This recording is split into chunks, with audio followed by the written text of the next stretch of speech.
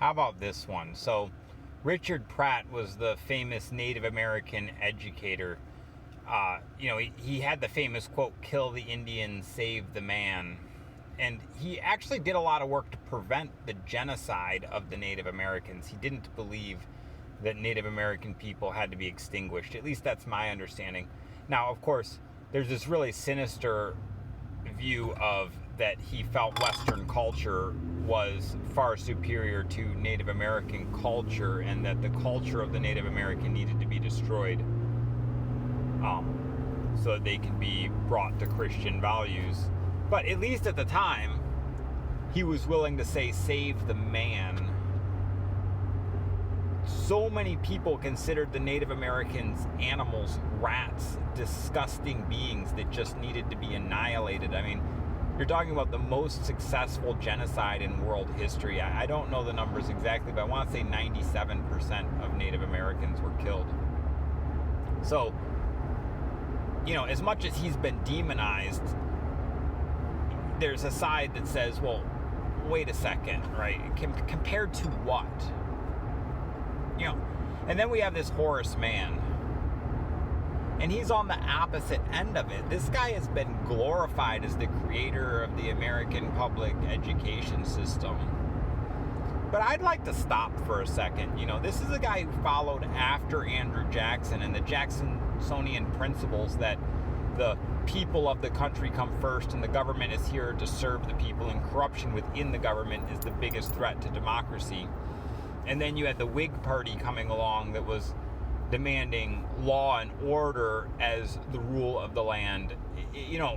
I don't know it's not my expert area, but it seems to me that the Whigs truly felt that the people had the ability to seal their own fate in a very negative way if allowed to control themselves, and so the people needed to be ruled. It's not exactly democratic values, and Horace Mann certainly didn't follow democratic values when he pushed education systems onto the people that were never voted on and utilized tax dollars. I mean, that's anti-democracy right there.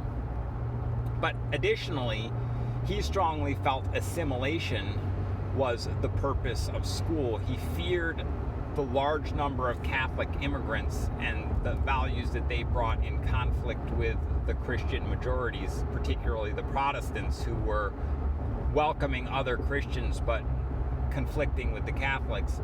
And that's why when he set up the public schools, he set them up under Christian values, meaning that it was acceptable to teach the Bible within school, but not to teach interpretation of the Bible.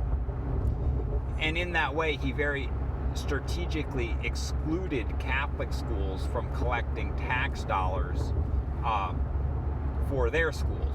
And so public schools were stripped from the Catholics. I don't think Catholic schools were ever made illegal. I have misappropriately said that in the past, but it looks like Catholic schools weren't illegal. They were just never funded by tax dollars, so it drove people away from Catholic schools, which cost money to attend, and towards public schools. And, again, we get a similarity because Horace Mann believed that schools should be non-sectarian, meaning that they should allow in a diversity of people. But his purpose of allowing a diversity of people in was to annihilate diversity. He did not want Catholic immigrants living lifestyles that were distinctly different from the Protestant majority, and so on and so forth. He believed that people could be saved, but they had to be saved by entering what he considered the correct view of character. He talked a lot about character, but his view of character, not someone else's. And so I think Horace Mann and Pratt have a lot in common. Horace Mann also believed that if people gave up what they found most valuable to become what he found most valuable, that the people themselves could be saved for the betterment of society. Well, that's what Pratt said. Kill the Indian, save the man. Destroy the values of the Native American and bring them to proper Christian values, and then the person themselves has value. It's an interesting relationship.